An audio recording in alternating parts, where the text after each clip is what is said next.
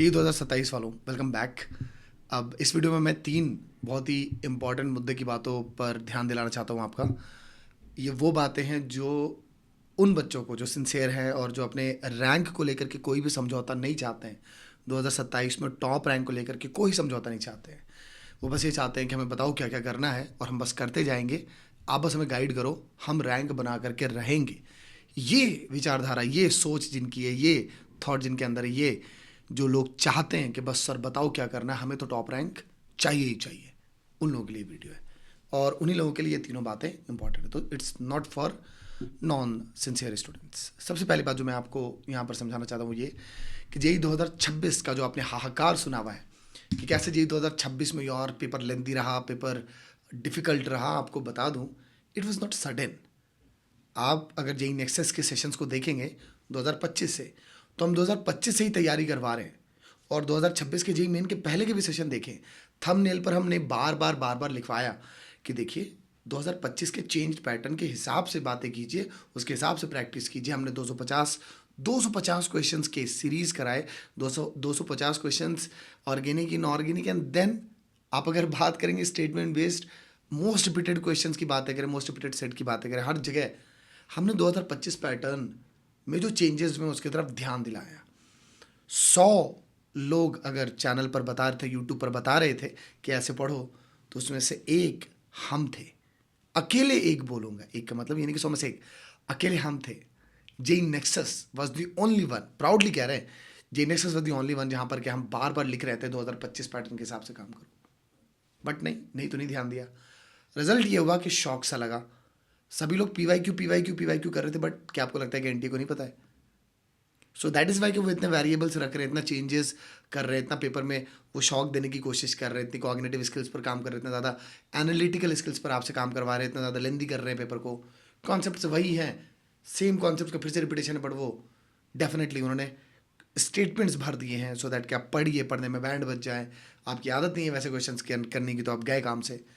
तो जितना आपने पहले के पी यूज़ किए हुए थे कोविड के बाद के टाइम के, उससे बात नहीं बनने वाली। अगर आपने 2025 पैटर्न के हिसाब से काम नहीं किया था तो it was shocking for you.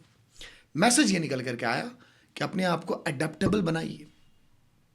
आपके माइंड में आएगा यार आप ये बातें बोल रहे थे सर, तो ऐसा बाकी लोग क्यों नहीं बोल रहे थे यूट्यूब पर? देखिए, यूट्यूब की चकाचौंध, यूट्यूब पर जो सस्ते ज्ञान है वो एक स्क्रीन का काम करते हैं आपके लिए।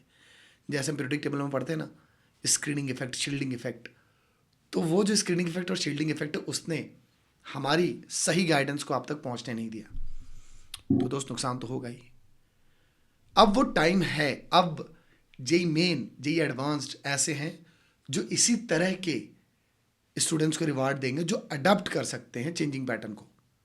सो दैट इज वाई मैंने लिखा है अपने आप को ढाल दीजिए, अडेप्टेबल बनाइए, नहीं तो आप इररिलेवेंट हो जाएंगे। अभी के समय पर इररिलेवेंट हो जाएंगे, मतलब नहीं क्वालिफाई करेंगे।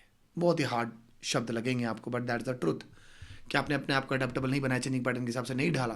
तो and this is the place जहाँ पर कि आप ये चीज़ सबसे ज़्यादा पाएंगे। केमिस्ट्री में मैं बहुत ध्यान रखता हूँ रिलेवेंसी का। केमिस्ट्री एक ऐसा स्कैटर्ड सब्जेक्ट है जिसमें सबसे ज़्यादा गाइडेंस और टीचर की ज़रूरत पड़ती है। और अगर आप भटक गए, अगर आप गलत जगह चले गए, बड़ी आसानी से आप आउट ऑफ सिलेबस जा सकते हैं, टाइम वेस्ट करवा सकते हैं केमिस्ट्री में। तो यहाँ पर बातें आपको बहुत ध्यान से समझनी पड़ती है। एंड यू नो दैट, अगर नहीं जानते हैं आप तो बता दें आपको कि chemistry is a must to get a top rank in IDG advanced. तो जो भी आप एफर्ट डाल रहे हैं ना जी मेन के, वो सीधा रास्ता है जी एडवांस का भी। Now coming to the second point, sitting power will decide your rank. तो आप कहेंगे कि सिटिंग पावर तो पहले भी इंपॉर्टेंट थी, वो 3 घंटे तो पहले भी बैठने थे, 3 घंटे बैठने थे, बट आप सोच करके देखिए पेपर लेंदियर साइड पर है, डिफिकल्ट साइड पर है, ज़्यादा कॉग्निटिव स्किल, ज़्यादा कॉम्पिटेंसी बेस्ड क्वेश्चन, ज़्यादा एनालिटिकल स्किल, ज़्यादा स्टेटमेंट बेस्ड क्वेश्चन। अब आपको आपके ओवरऑल पेपर मैनेजमेंट की जो स्किल है वो और शार्प करनी पड़ेगी, क्योंकि जहाँ पर केमिस्ट्री ही सिर्फ अकेले वो सब्जेक्ट था जो 35 minute 40 minutes max max done हो जाता था, अब नहीं है वो। अब उसमें एडिशनल टाइम चाहिए। अब आपकी सिटिंग पावर में ओवरऑल पेपर मैनेजमेंट की स्किल बहुत शार्प होनी चाहिए, बहुत सॉलिड होनी पड़ेगी। ओवरऑल पेपर मैनेजमेंट में आपका फोकस, आपका सिलेक्शन ऑफ क्वेश्चन, ऐसे ढेरों कंपोनेंट्स है जिस पर आपको काम करना पड़ेगा। वो भी आप तभी समझ पाएंगे जब एकदम सही डायरेक्शन में सही गाइडेंस आपको मिलेगी। तो आपको इस चैनल पर बहुत बहुत अटेंटिव रहना है, बहुत सावधान रहना है। भले ही आपको यूट्यूब की चकाचौंध, यूट्यूब पर स्वस्थ ज्ञान बहुत अट्रैक्ट करेंगे, बट आपको बच करके रहना है। जहाँ से प्रूवन रिजल्ट्स हैं, जहाँ से आपको लगता है कि भाई मैं ऑनलाइन पढ़ रहा हूँ और मुझे सही गाइडेंस मिलेगी, सी, ऑफलाइन नहीं, मैं बार बार बोल रहा हूँ ऑनलाइन। यू नो दैट हमारे चैनल के रिजल्ट्स हर साल अब पलट करके देख सकते हो, वीडियोस देख सकते हो, ऑनलाइन में रिजल्ट्स देख सकते हो, जेई नेक्सस का रुतबा देख सकते हो, जेई नेक्सस का इम्पैक्ट देख सकते हो, पूछ सकते हो लोगों से हर साल। और प्रॉब्लम सॉल्विंग में वी आर प्राउड कि हम सबसे ज़्यादा तुम्हारे काम आते हैं। सबसे ज़्यादा अगर सॉल्विंग के सेशंस हैं तो जेई नेक्सस के, कोई आस पास नहीं है।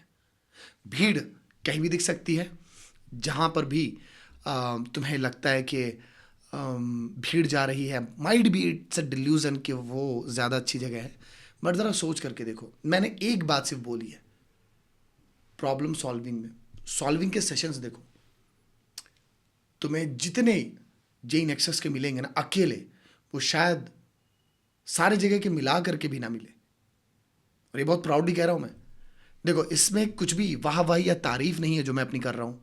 दिस द सिस्टम जो हमने बनाया है घिस घिस करके, तो हम डेफिनेटली इस बात के लिए प्राउड है कि हम तुम्हें वो सिस्टम दे पाते हैं, राइट। तो सिटिंग पावर इंपॉर्टेंट है, पहले से ज़्यादा इंपॉर्टेंट है, क्योंकि ओवरऑल पेपर मैनेजमेंट इंपॉर्टेंट हो चुका है। Now T equal to zero must be now. ये क्या कह रहा हूँ मैं? तो ये जो 2 महीने फरवरी मार्च, ये तुम्हारा एक्स्ट्रा एज है। सारे लोग सीरियस होने वाले हैं अप्रैल मई से, पर तुम जितना पहले से होते हो, देखो नेक्सस टॉप रैंकर बैच भी हमने इसलिए नवंबर दिसंबर से स्टार्ट करवाया था कि जितने भी सिंसियर लोग हैं वो पहले आएंगे, पहले रेस में आगे भाग जाएंगे। तुम अपने आप को क्यों रोक रहे हो? अभी भी तुम्हारे पास जो 2 महीने हैं, दे आर लाइक भाई गोल्ड माइन।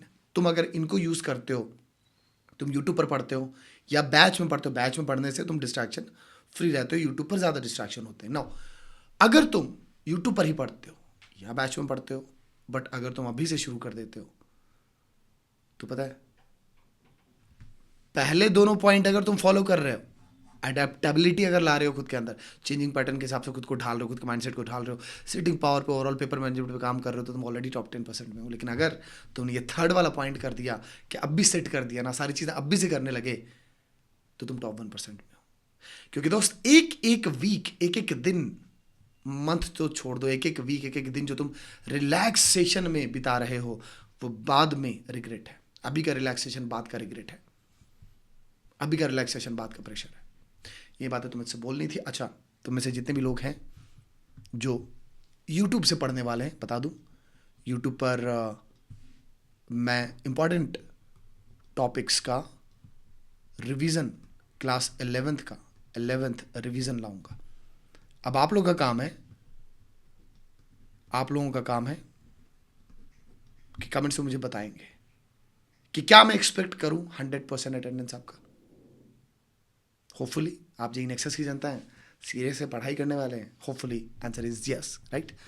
जो बच्चे डिस्ट्रैक्शन फ्री होकर के बैच में पढ़ना चाहते हैं, हमारे बैच में रह करके टॉप रैंक बनाना चाहते हैं, मेरे कालिया सर और जनार्दन सर के साथ मिलकर के जेई का सफ़र तय करना चाहते हैं, टॉप रैंक बनाना चाहते हैं, मोस्ट वेलकम।